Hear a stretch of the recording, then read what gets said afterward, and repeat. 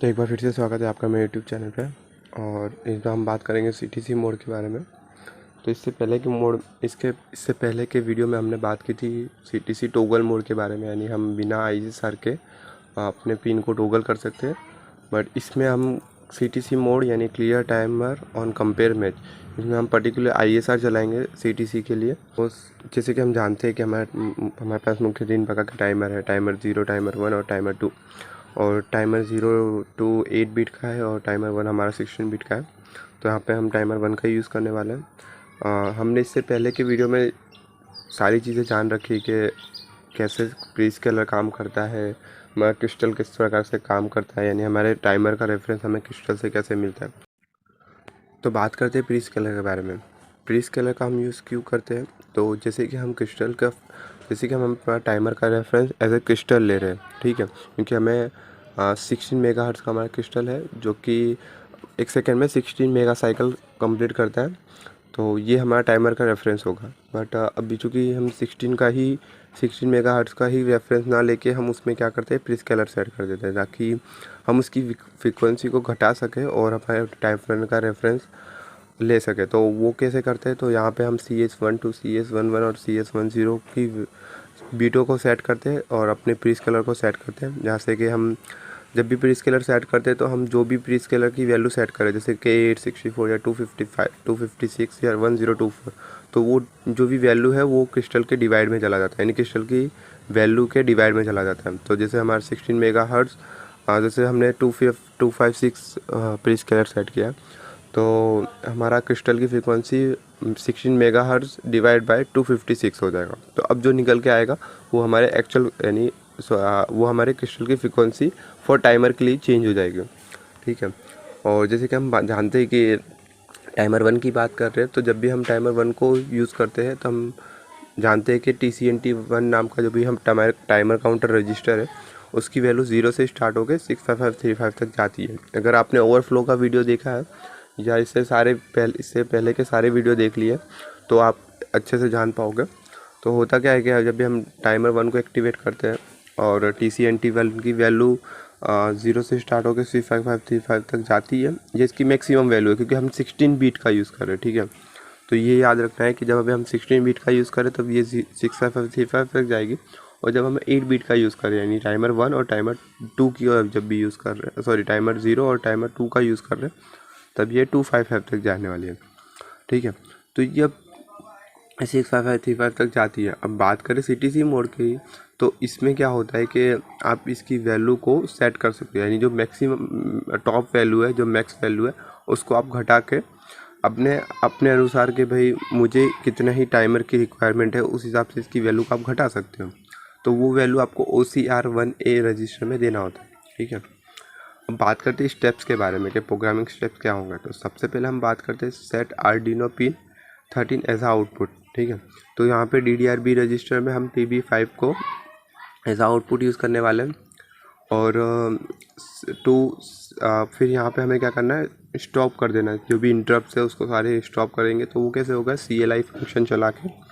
फिर उसके बाद हमें क्या करना है, set all bits 0 of TCR1A and TCR1B register. अब यही दो मुख्य रजिस्टर है जिसमें हमें सारी सेटिंग्स करनी होती है। तो सबसे पहले ये दो रजिस्टर की बीटों को 0 कर दो, ठीक है, TCR1A और TCR1B रजिस्टर।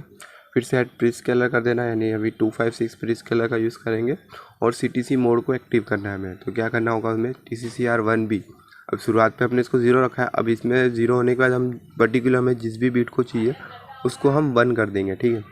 तो यहाँ पे TCCR1B में CS12 को सेट करने से क्या होगा, हमारा प्री स्केलर 256 सेट हो जाएगा। और साथ ही साथ अगर हम WGM12 को एक्टिव करते हैं तो हम CTC मोड को यूज़ करने वाले हैं। फिर एनेबल कंपेयर मैच है, ठीक है।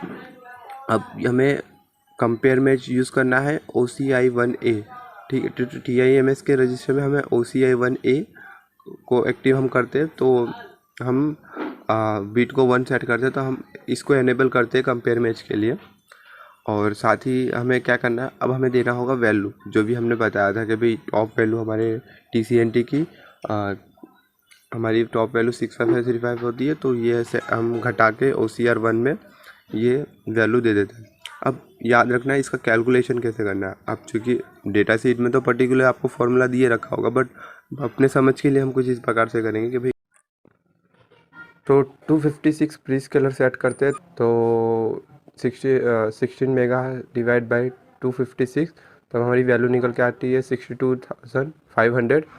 जैसे कि हम जानते हैं कि 1 पल्स साइकिल निकालने के लिए क्या करते हैं, तो हम 1 के डिवाइड में जो भी हमारे अभी करंट क्रिस्टल की फ्रीक्वेंसी जो 255 प्री स्केलर सेट करने के बाद जो हुई है, यानी 16 माइक्रो सेकेंड निकल के आएगा।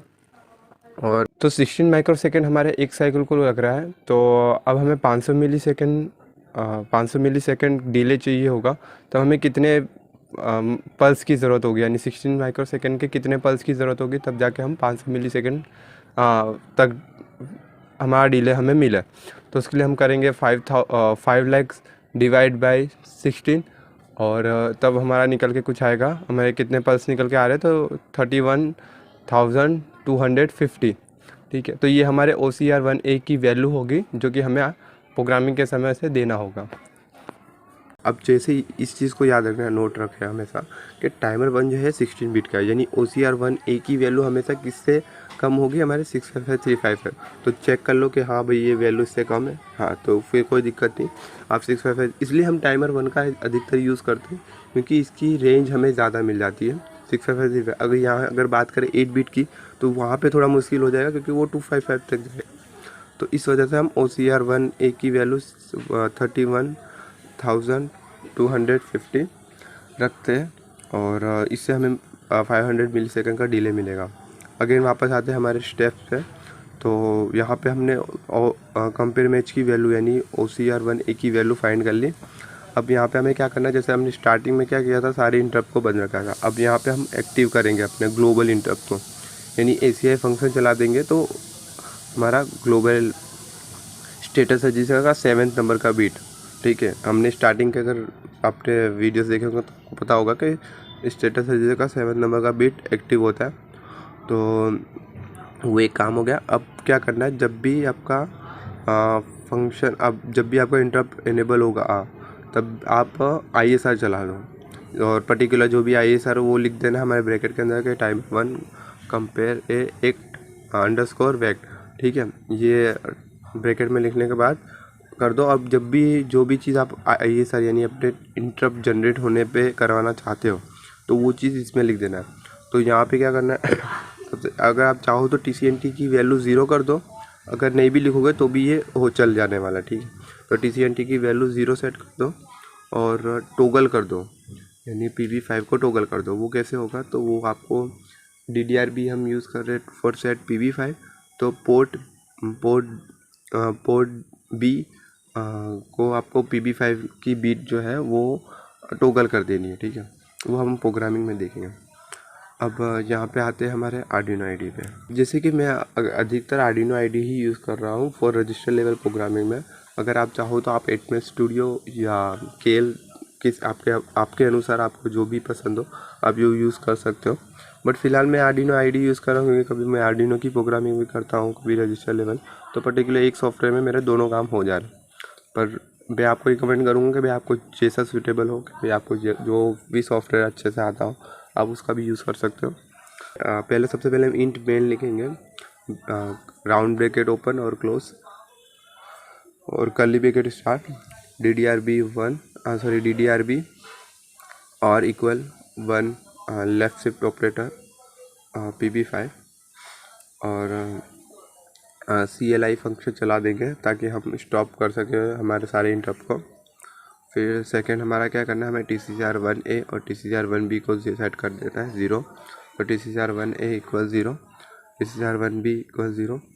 ठीक है, अब क्या करना है हमें, तो प्री स्केलर सेट करना है और हमारे टोगल CTC मोड को ऑन करना है। तो यहाँ पे TCCR1B और equal 1 left shift operator CS12 और 1 लेफ्ट शिफ्ट ऑपरेटर WGM12। अब यहाँ पे मैं और एंड का यूज़ कैसे करना है, कब क्या करना है, उसके लिए भी ऑलरेडी वीडियो बन चुका है, तो वो आप देख सकते हो। यहाँ पे DIMS के रजिस्टर की बात करेंगे जिसमें हमें OCIE1A। ठीक है, इसको एनेबल करते हैं। कंपेयर मैच के लिए हमें यानी CTC मोड चलाने के लिए। तो हमें ये बीट सेट कर देना है OCR1A इक्वल। अब यहाँ पे जैसे हमने जो भी कैलकुलेशन में हमने जो भी वैल्यू निकाल ली है वो हमें यहाँ पे दे देना है 31250। यहाँ पे 31249 आएगा, बट हमने 50 रखा है। वो जैसे आप वो वाला कैलकुलेशन यूज़ करोगे तो वहाँ पे आपको बताया गया होगा कि -1 रखना है, वो आपको डेटा शीट में मिल जाएगा। तो यहाँ पे हमने 500 मिली सेकेंड के लिए वैल्यू डाल दी है 31250। फिर चला देना ACI फंक्शन, यानी क्या करना है हमें 7 नंबर स्टेटस रजिस्टर के 7 नंबर के बीट को एक्टिव कर देना है। तो वो ACI फंक्शन चला के हो जाएगा। यहाँ पे वाइल चला देना, ठीक है, यानी हमें एक इनफाइनाइट लूप भी चाहिए होगा ताकि हमारा प्रोग्राम एग्जिट ना हो जाए। तो वाइल 1 कर देंगे और फिर ISR चला देते हैं टाइमर 1, अपना टाइमर 1 कंपेयर ए वेक्ट, ठीक है। ये लिखने के बाद जैसे हमने दो बातें कही थी कि भाई जब भी ISR चले हमारा तब हमें TCNT की वैल्यू को 0 कर देना है और पोर्ट B5 को टोगल कर देना है, सॉरी पोर्ट B5 में 5th नंबर की बीट को टोगल कर देना, ठीक है। तो वो हो जाएगा। तो अब इसे कंपाइल करते हैं।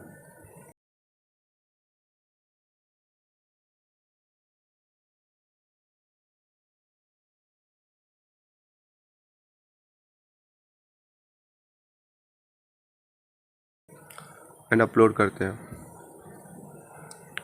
तो जैसे कि हम देख पा रहे हैं कि हमारे आर्डिनो की पिन नंबर 30 ये ब्लिंक हो रही है, जो कि ये 500 मिली सेकेंड हो रही है। तो इसे स्लो करने के लिए हम इसकी वैल्यू को 1 सेकेंड कर देते हैं।